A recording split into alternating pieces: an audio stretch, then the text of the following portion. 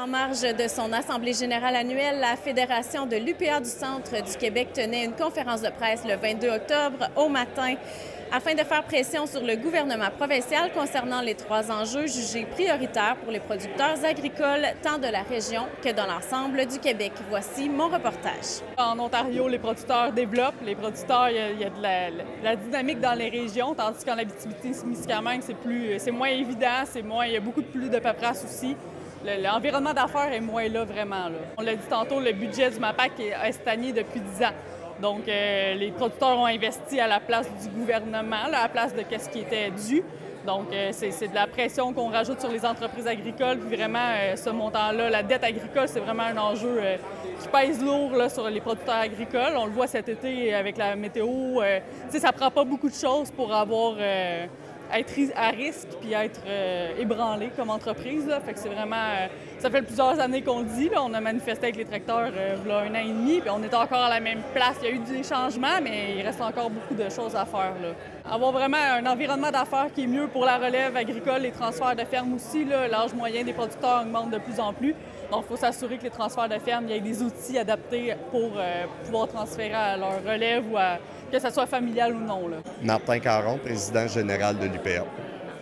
Quels étaient les trois enjeux qu'on dénonçait ce matin en conférence de presse? Bien, les trois enjeux, tout d'abord, c'est le soutien financier parce qu'il y a un enjeu majeur sur nos entreprises agricoles. Alors donc, il faut être capable de soutenir mieux au niveau des entreprises agricoles et les budgets, là, moins de 1 ça ne passe pas, sachant que c'est 2 en moyenne au niveau des autres pays. De l'autre côté, la tarification carbone, on est laissé depuis longtemps qu'on paye ces frais-là. Et après ça, nos gouvernements nous demandent d'être compétitifs. Ça ne fonctionne pas, là. On est les seuls qui payent ces frais-là. Et ça fait 482 millions de dollars depuis quelques années, depuis 2015 qu'on paye ça. Et on n'a pratiquement pas de retour. Il y a seulement 4 de nos entreprises agricoles qui ont pu aller chercher. Alors donc, qu'est-ce qu'on demande? C'est d'avoir un remboursement direct de ces montants-là. Et face au changement climatique, on le vit encore cette année avec les coups de pluie au printemps, la sécheresse après ça, il faut investir. C'est pas une dépense, il faut investir. Puis quand on investit dans le secteur agricole, on investit dans le garde-manger des Québécois et Québécoises.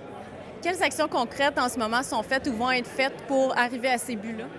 Les actions concrètes présentement, c'est qu'on a demandé des rencontres avec le gouvernement. On a parlé d'ailleurs à M. Donald Martel, qui est notre ministre de l'Agriculture. M. Martel a beaucoup d'empathie face au secteur agricole. Il sait que c'est pas facile. Il sait qu'au niveau des transferts des fermes aussi, c'est pas évident. C'est qu'il veut nous accompagner là-dedans pour arriver avec des propositions au niveau du gouvernement. Mais il faut revoir, il faut restructurer, entre autres, le financement de nos entreprises agricoles, amener une prévisibilité si on veut avoir de la relève et si on veut en vivre aussi sur nos entreprises agricoles. C'est réaliste parce que quand on parle d'un fonds d'investissement ou de soutien au niveau du financement, c'est des prêts qu'on fait. C'est juste restructuré. La chose qu'on demande, c'est avec un bas taux d'intérêt pour soutenir nos entreprises et amener une prévisibilité à long terme. Il y a près de 40 ans, pour développer l'agriculture, on avait mis en place ces systèmes-là de prêts à très long terme avec des taux d'intérêt très, très bas. Le gouvernement n'en perd pas d'argent. C'est quand on demande de doubler. Puis il faut prendre conscience de quelque chose, là. Ça fait 10 ans, là, qu'on est à peu près dans la même strate de budget ici au Québec. Là. On veut des fois nous faire croire qu'on a plus d'argent, mais c'est au contraire. Avec l'inflation et la hausse des taux, c'est vraiment pas le cas. Il est grand temps qu'on réinvestisse. Puis comme je l'ai dit, c'est pas une dépense directe, c'est un soutien. 55 du coût des intrants a augmenté sur les 5 dernières années. La main-d'œuvre, tout l'ajustement au niveau de la main-d'œuvre, 35 d'augmentation. Puis vous avez aussi les taux d'intérêt qui ont fait exploser. Naturellement, quand il n'y a pas les budgets au niveau de nos gouvernements, que ce soit provincial, fédéral, les producteurs poursuivent leur parole pour s'adapter, entre autres, au changement climatique, mais doivent réinvestir. Mais dans ce temps-là, c'est qu'on s'endette. Et c'est là qu'est le défi. Et c'est pour ça que les marges de manœuvre sont très restreintes présentement au niveau de nos entreprises agricoles. Ça a des impacts pour la relève, c'est sûr, puis c'est pour ça que c'est un cri du cœur qu'on lance aujourd'hui. Il faut trouver une façon de faire pour avoir un fonds, pour restructurer. 78 de nos entreprises n'ont pas de plan de relève présentement. Et on sait qu'on est rendu à peu près à 56 ans d'âge moyen de nos producteurs. C'est là qu'il faut faire. Puis je l'ai dit, il faut réinvestir dans notre garde-manger au niveau des Québécois et Québécoises. Il faut y aller avec les faits. Sur les 10 dernières années, on a augmenté au niveau des exportations de 66 des valeurs. Ça, quand on dit diversifier, ça se fait déjà. Sauf que quand on amène quelqu'un qui décide de mettre des tarifs, là, ça amène une imprévisibilité et c'est ça qui nous fait mal directement. Mais on a des marchés, on a du savoir-faire, on peut parler au canneberge, sirop d'érable, le porc, entre autres, qu'on exporte, et ainsi de suite. Ça que je pense qu'il y a un aspect de développement qu'on suit parce qu'on est quand même au Canada un pays d'exportation. On est le 9e pays qui exporte le plus des denrées agricoles. Il faut que ça continue. Et sûr qu'il faut suivre ça, mais présentement, qu'est-ce qu'on voit dans nos producteurs horticoles et maraîchers? L'impact qu'on a, c'est qu'on voit que les autres, communautés européennes, les Américains, mettent des tarifs, et là, on a d'autres pays qui viennent faire du dumping ici. Et le choix des gens ici, c'est de consommer des produits locaux, de consommer des produits du Québec et du Canada.